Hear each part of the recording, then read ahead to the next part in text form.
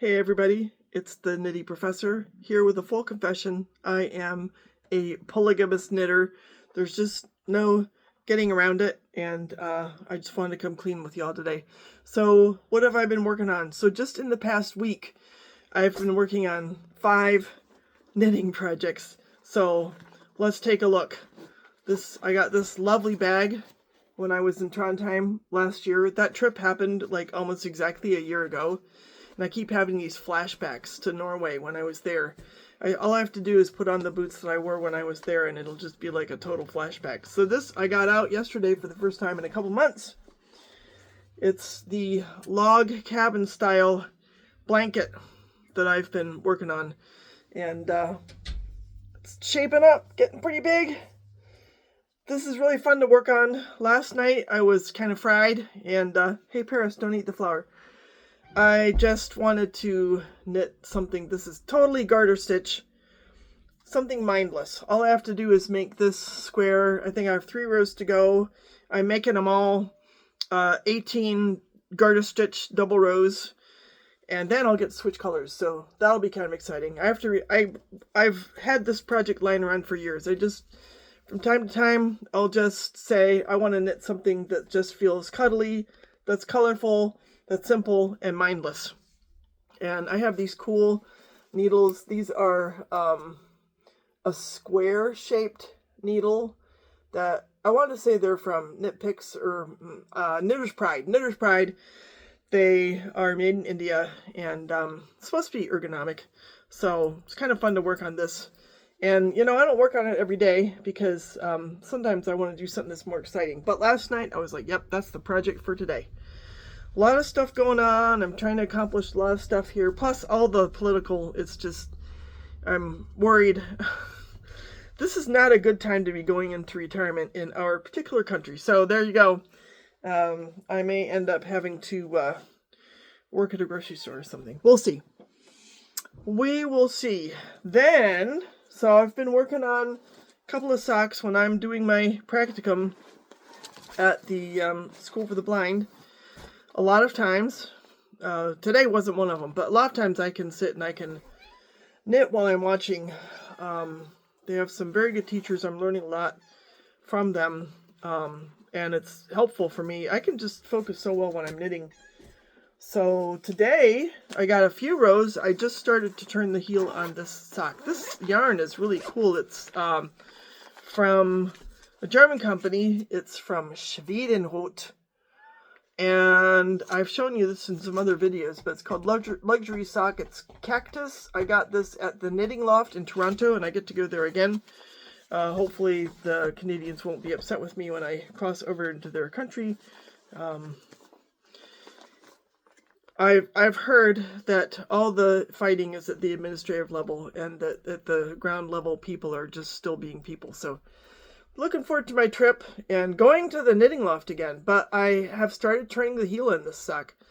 So as many of you know, I use the sweet tomato heel, and I've got it memorized so well that I can work on this heel construction even while I'm observing in the classroom at the School for the Blind. So that's kind of a good point to be in because these projects are so small and I can pick it up and put it down on a dime.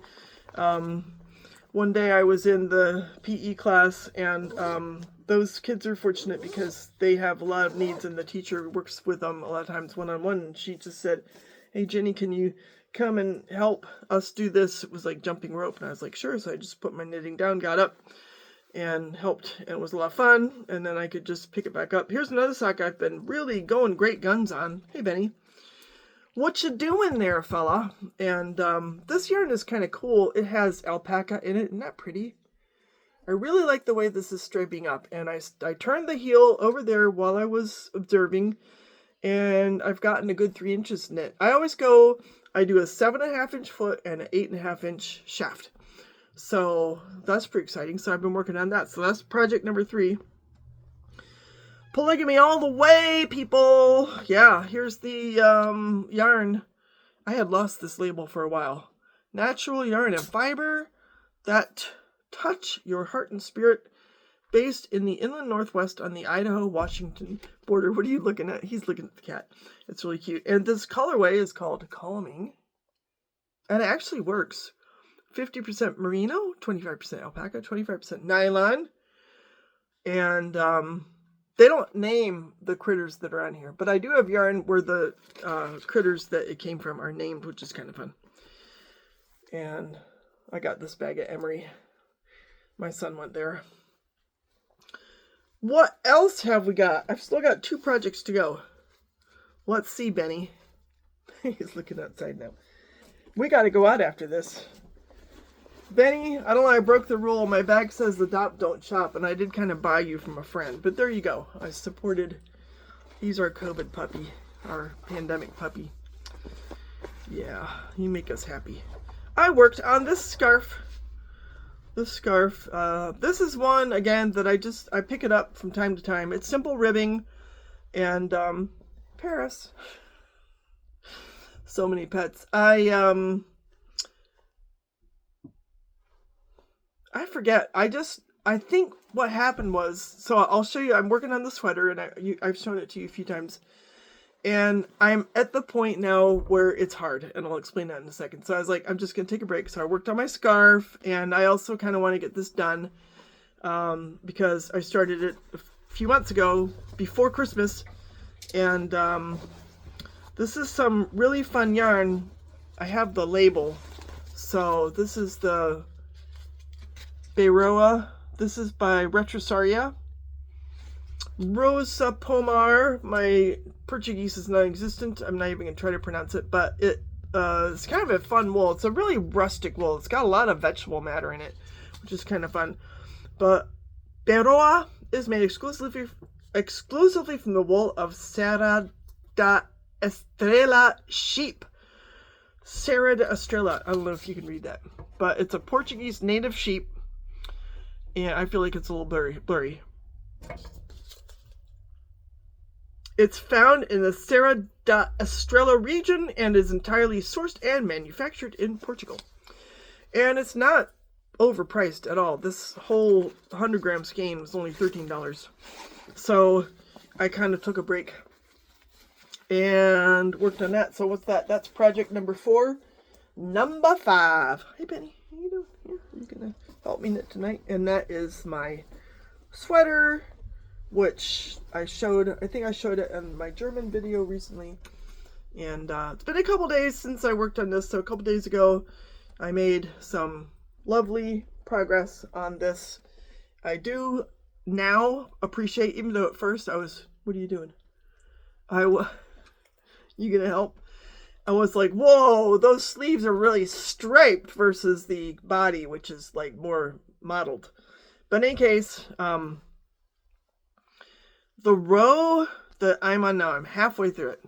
It has 3 colors. So it's got the navy, and then the sort of variegated, and then this pink. And I got halfway through that row. I have to do 6 rows with 3 colors. And past couple days, I was like, no, I'm not going to work on that right now. And plus, the days are getting longer because we had the time change, and I kind of want to be outside, especially because the weather lately has been very spring-like. Spring's a couple weeks away. Well, actually, almost a week away. Wow. The birds are singing. It's crazy. We're supposed to get a bomb cyclone this weekend. I don't know. Sometimes I think that the weather forecasters tell you things that are scary 10 days out so that they can kind of get you to come listen again the next day.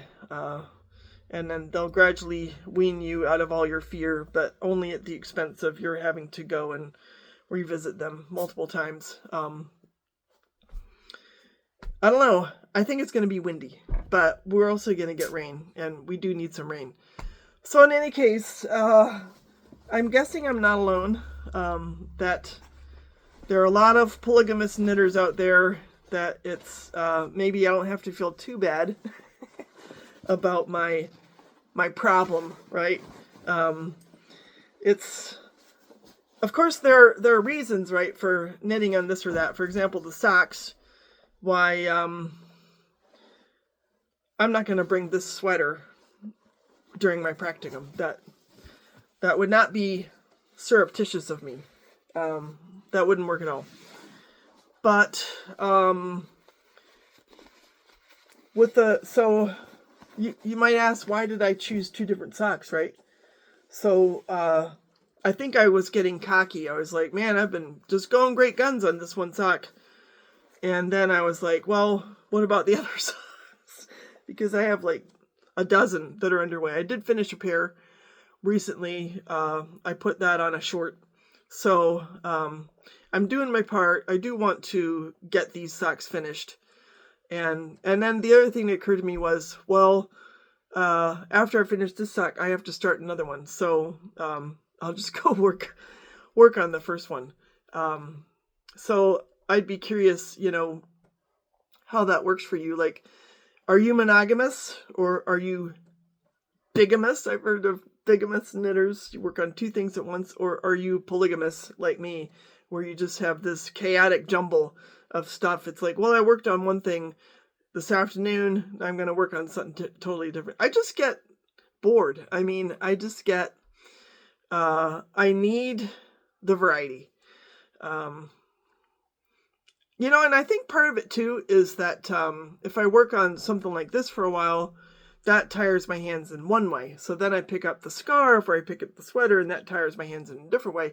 And I actually think it's healthier to not knit on the same kind of project day after day after day. It's a little bit like, don't wear the same pair of boots day after day after day. You have to put it down. And I do think there is a positive side to my wool chaos, what Taji from Stitches and Starlight would say. And that is that I'm using a greater variety of muscles in my hands and wrists, and I'm probably causing myself less pain and inflammation. So I'll end on that positive note, and I'd love to hear from you what your experience is with monogamous versus polygamous knitting, and what your thoughts are on the topic. So I hope y'all have a swell evening, and we'll talk again soon. Take care. Bye.